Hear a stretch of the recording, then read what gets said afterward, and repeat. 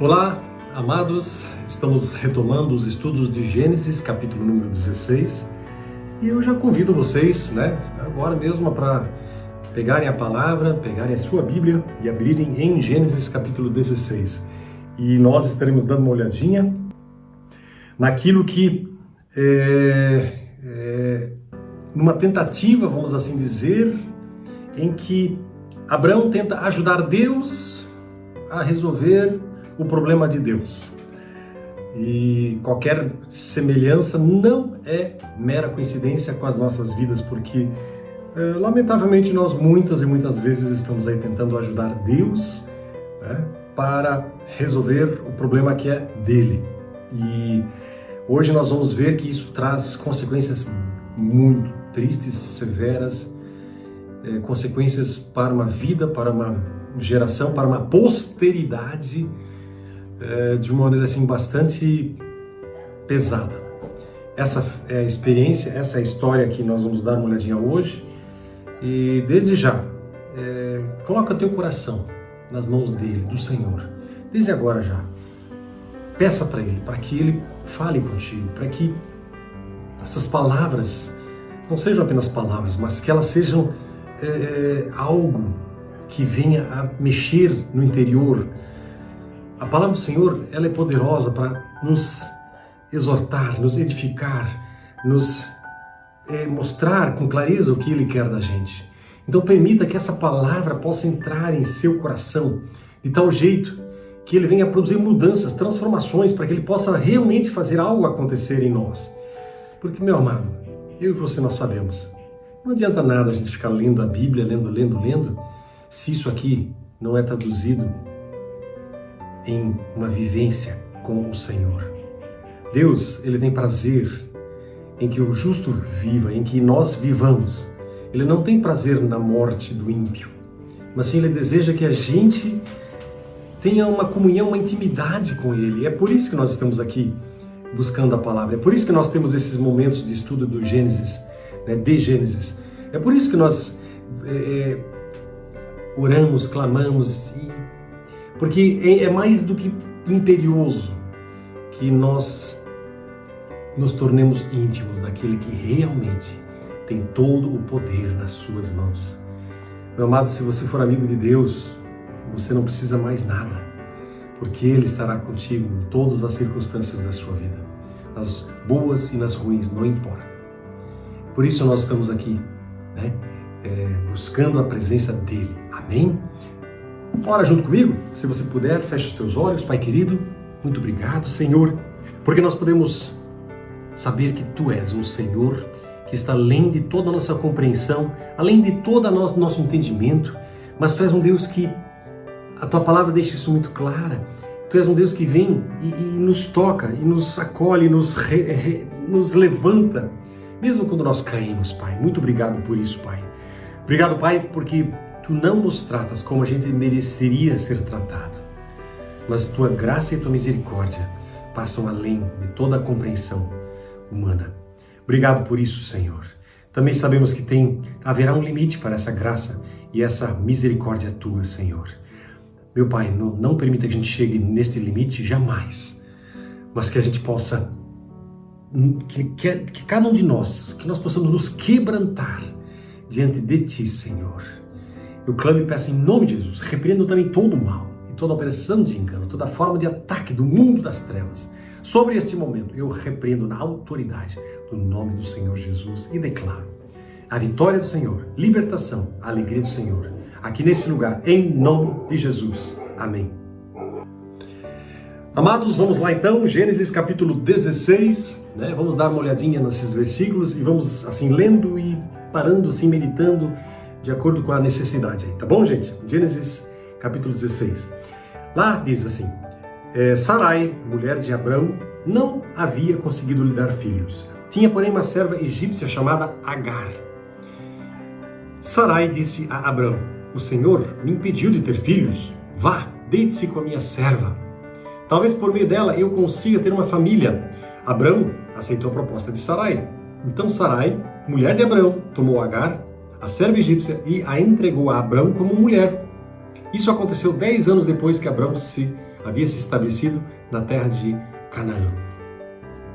Vamos dar uma olhadinha em alguns detalhes aqui. Ora, diz a palavra, ora Sara, ou Sarai, não lhe dava filhos, né? Abraão e Sara, eles estavam casados há muitos anos. Nenhum filho, né, alegrava o seu lar para o cumprimento das maravilhosas profecias que Deus havia dado para eles. Mas o Senhor, o Jeová, ele foi muito específico quando ele disse que um descendente das tuas entranhas, né, seria o herdeiro da sua, de tudo aquilo que ele teria. Ou seja, um herdeiro, um filho legítimo seria o herdeiro da promessa. E os anos foram passando. E a discrepância, assim, a diferença entre aquela promessa e as circunstâncias foi se tornando cada vez mais frustrante. A ilusão começou a fazer parte da sua vida, quem sabe. Não ter filhos era uma calamidade, era uma desgraça para qualquer pessoa do povo hebreu naquela época. E para Sarai era muito pior ainda. Marido e esposa, então, resolveram fazer o quê? Resolveram ajudar Deus, né? Talvez Deus tenha se esquecido. Então vamos lá, vamos fazer alguma coisa para que essa situação se resolva. Eles conheciam o ensino de Gênesis 2 e 24 e sabiam que maridos e esposas deveriam se conformar com um padrão muito mais elevado. Ou seja, não deveria haver participação de uma terceira pessoa num casamento. Mas Sarai é justamente isso que ela propõe. Ela propõe que Abrão tome a sua serva Hagar, né, como sua esposa, como sua concubina, porque esposa legítima era Sarai. E baseado em Gênesis capítulo 2, verso 24, nós podemos concluir o seguinte, que na verdade Sarai está no caminho do pecado, porque isso tinha sido deixado bem claro pelo Senhor. Mas esse era o costume daquele povo daquela época. Na verdade, não era para ser o costume do povo hebreu, não. Poderia ser o costume dos povos que viviam, né, perto deles. E, de fato, era um costume dos povos que viviam ali perto. Tá? Então, na verdade, o que Sarai faz aqui? Ela tenta fornecer para Deus um meio de ele executar a sua profecia, a sua promessa. Sarai ignorou o padrão divino e entregou a escrava Agar. Agar significa fugitivo, né? É um termo hebraico que significa fugitivo. Talvez uma alusão daquilo que seria e que foi um dia, né? Que ela tentou fugir em função de algumas coisas que nós já vamos ver e entender. Abrão, né? Então, faz o quê? Lá no verso de número 2, e assim me edificarei por meio dela, ela disse, Sarai, né? Ou seja, literalmente dá para dizer assim, que eu serei edificada por ela. E um grande fato aqui nós precisamos colocar, quando homens e mulheres permitem que a sua fé sucumba, que ela caia, o que acontece com o ser humano? Ele começa a recorrer a expedientes não autorizados pelo Senhor, não aprovados pelo Senhor. E é exatamente isso que a Sarai faz. Ela usa de um artifício, tá, que era proibido. Deus tinha dito, né? Ele colocou um elevado padrão para o que o seu povo seguisse. Quando Deus criou Adão e Eva, ele não pretendia que Adão tivesse diversas mulheres. Não. Ele queria que ele tivesse uma esposa, né? Mas, enfim, né, aqui a história acontece.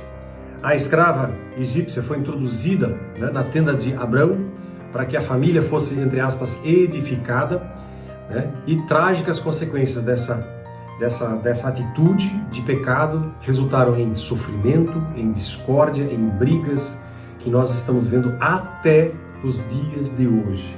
Por quê? Porque Agar, ela dá luz a um filho, né? Já vamos ver isso aí. E esse filho Ismael é o pai, vamos assim dizer, a origem do povo árabe, do povo muçulmano de hoje em dia. Aí no versículo 4 diz assim: Abrão teve relações com Agar e ela engravidou. Quando Agar soube que estava grávida, começou a tratar Sarai, sua senhora, com desprezo. Então Sarai disse a Abrão: você é o culpado da vergonha que estou passando. Primeiro ela oferece, agora ela o culpa porque ele coabitou com ela. Você é o culpado da vergonha que estou passando. Entreguei minha serva a você, mas agora que engravidou, ela me trata com desprezo. O Senhor mostrará quem está errado, você ou eu. E aí no verso 6, Abraão responde: Agar é sua serva. Faça com ela o que lhe parecer melhor. Então Sarai a tratou tão mal que por fim Agar fugiu. Então aqui temos o fato se concretizando. Abraão coabita, tem relações com Sarai e ela tem um filho.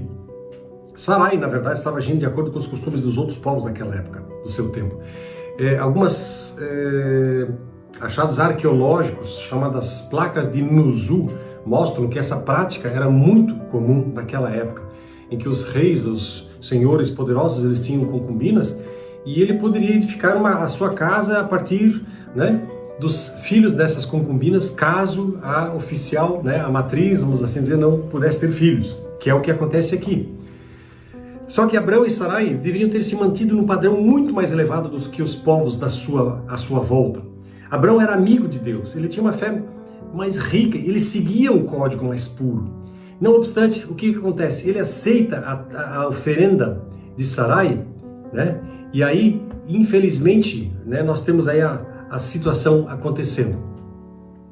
Sarai diz para Agar ir lá, ela tem relações com Abrão, surge um filho, ela está grávida, e quando Agar descobre que está grávida, ela começa a desprezar a sua senhora. Por quê? Porque a senhora dela não podia ter filhos e ela teve filhos, e ela sabia que aquele filho seria o herdeiro dessa casa. Ou seja, ela estava meio que se achando, e é claro que por conta disso começou a haver a intriga e a coisa, pelo jeito, o trama foi cada vez mais cabeludo, esse triângulo amoroso, vamos assim dizer, estava ficando cada vez mais quente, cada vez mais pesado, e Sara agora acusa Abrão como culpado de tudo. Mas o fato é que Abrão aceitou a sugestão de Sara. Mas isso não significa dizer que Abrão não tem culpa nessa história. Abrão, ele foi chamado para um nível de equidade, de justiça, de comportamento, de conduta ética, de padrão, muito superior ao que nós víamos, ao que eles viam à sua volta. Então, Abrão é tão culpado como Sara por aquilo que acontece. Na verdade, podemos assim dizer que o fato dele aceitar o que Sarai lhe ofereceu o torna, talvez quem sabe até o maior culpado de tudo o que está acontecendo. Porque ele, sendo o senhor da casa, ele teria que ter esse discernimento que ele já havia recebido do Senhor, de que o padrão de conduta era esse, de que ele deveria ter apenas uma esposa, e Deus tinha dado promessa para ele, para Abrão. E aqui ele mostra que ele está altamente em dúvidas dessa promessa, e aí ele faz a grande besteira. Então, Sara se torna amarga contra sua serva, e aí paz, harmonia, felicidade não podem existir num lar desse jeito.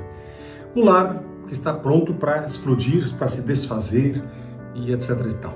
Aí no versículo 6, Abrão diz assim: tua serva está nas tuas mãos, faz com ela aquilo que você desejar. De acordo com o costume da época, se vocês forem olhar, por exemplo, o código de Hammurabi, Abrão não poderia fazer outra coisa senão que permitir que Sarai tratasse a sua serva da maneira como Sarai quisesse. Então esse também era um costume naquela época, portanto Sarai tinha a prerrogativa de fazer com Agar aquilo que ela queria.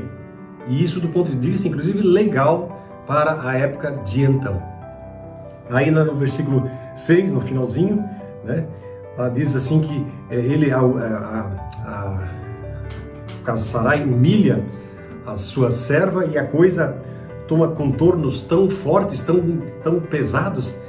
O hebraico, quando fala em humilhar, afligir, é a palavra einã, que significa oprimir, deprimir, afligir, E nesse caso aqui pode inclusive significar perseguir ou tratar mal alguém.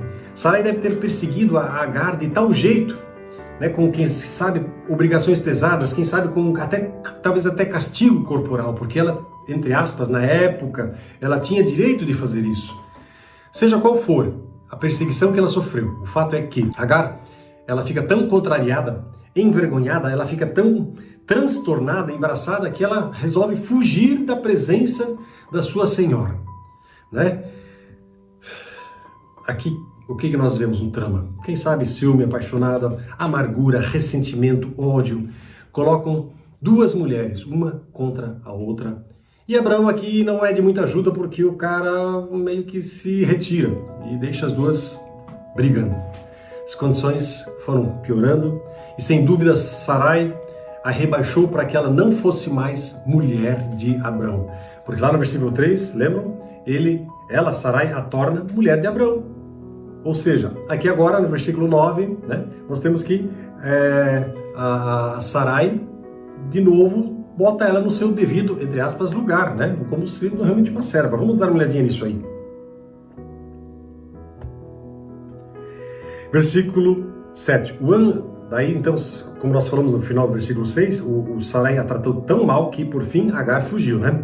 Aí no versículo 7, o anjo do Senhor encontrou Agar no deserto, ou seja, ela já estava longe, perto de uma fonte de água junto à estrada para Sur, e perguntou: Agar, serva de Sarai, de onde você vem e para onde vai? Estou fugindo de minha senhora, Sarai, respondeu ela. Então o anjo do Senhor disse: volte para sua senhora, sujeite-se à autoridade dela. E aí no versículo 10, e acrescentou: e eu lhe darei tantos descendentes que será impossível contá-los. Versículo 7, né? Tendo o anjo do Senhor, o anjo achado ela, né? No seu desespero, Agar, ele decide fugir na direção da sua terra natal, que era o Egito. Ela era legalmente uma escrava e não tinha o direito de fugir. A sua situação, portanto, estava assim insustentável, não tinha mais jeito, não tinha mais o que fazer. E a fuga parecia realmente a única opção de saída.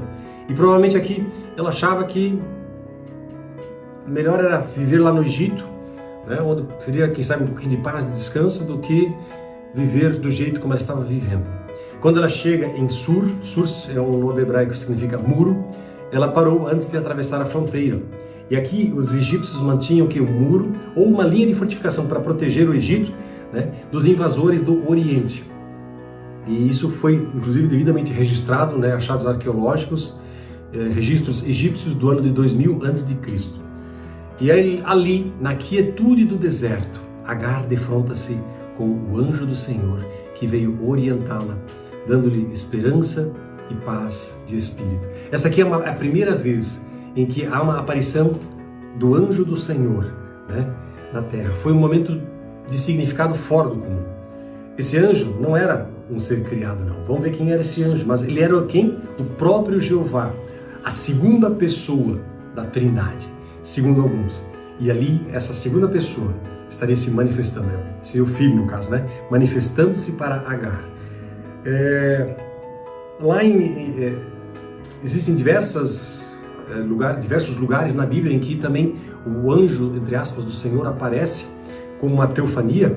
E se vocês quiserem olhar em Gênesis 32, verso 30, ou Êxodo 23, o verso número 20 até 23, ou mesmo Êxodo 32, verso 34, ou ainda em 1 Reis 19, 5, Isaías capítulo 63, versículo 9. E nessas passagens se torna evidente que esse anjo é o próprio Senhor, é o próprio Jeová, que é apresentado dentro dos limites do tempo e do espaço. E ele se identifica com Jeová, e ele age com a autoridade divina, e ele é mencionado como sendo de fato Deus ou Jeová. Nós vamos terminar aqui no versículo 8, porque ainda tem algumas coisas para falar sobre a questão, né, de o que significou esse encontro de Agar com o anjo do Senhor, ou melhor, com o próprio Senhor, né? Mas eu queria, assim, agora finalizar esse momento só para lembrar uma coisa para cada um de nós. Meu amado, o que você tem feito na sua vida reflete uma submissão ao Senhor? Reflete uma aliança com o Senhor? Você fez uma aliança um dia com Ele? Você um dia entregou sua vida para Ele? Se você entregou sua vida com Ele, você fez aliança.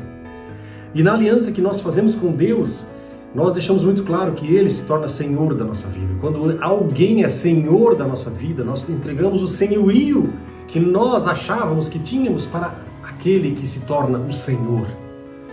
E ao fazer isso, Ele tem a prerrogativa, a autoridade de nos conduzir, de nos guiar. Você realmente fez isso? Ou você tem vivido uma vida baseada no seu querer, na sua vontade, naquilo que você acha o mais certo? Porque se nós vivemos baseado no que nós achamos certo e não naquilo que Deus diz que é certo, nós estamos fazendo que nem Sarai e Abrão. Nós estamos incorrendo no pecado de tentar ajudar Deus, na verdade de achar que Deus não tem condições de gerenciar e de gerir a nossa vida. Amado, é preciso que eu e você voltemos a andar nos caminhos do Senhor, porque somente quando Ele dirige 100% da nossa vida, há condições de Ele fazer aquilo que Ele mais sabe fazer, que é nos trazer paz, alegria e harmonia. Amém? Quero orar contigo. Pai querido, muito obrigado por esse momento, Senhor, que a gente pode ter aqui. Obrigado pela Tua palavra, pela Tua manifestação poderosa, Senhor, pelo Teu Santo Espírito. E obrigado a Deus porque, mesmo em desespero, como é o caso aqui de Agar, Tu vens e estendes a Tua mão para nos acolher, para falar conosco, para derramar a Tua presença e a Tua paz sobre nós. Derrama o Teu poder sobre cada vida, cada coração que está ouvindo esta palavra. E permita, Deus, que cada um se quebrante, esteja sendo quebrantado e voltando a andar nos Teus caminhos. Perdoa-nos porque muitas vezes, Senhor, nós nos achamos tentando resolver os problemas que são Tua competência. Perdoa-nos por isso, Senhor. Isso, na verdade, é algo terrível, porque isso implica em rebeldia àquilo que Tu tens para conosco. Perdoa-nos por essa rebelião. E eu clamo e peço, derrama o sangue precioso de Jesus sobre nós e permita que a gente possa andar de uma maneira que alegre o Teu coração. Em nome de Jesus, amém e amém. Que Deus abençoe a vida de vocês. Fiquem na paz poderosa desse Deus, em nome dele, Jesus Cristo. Amém?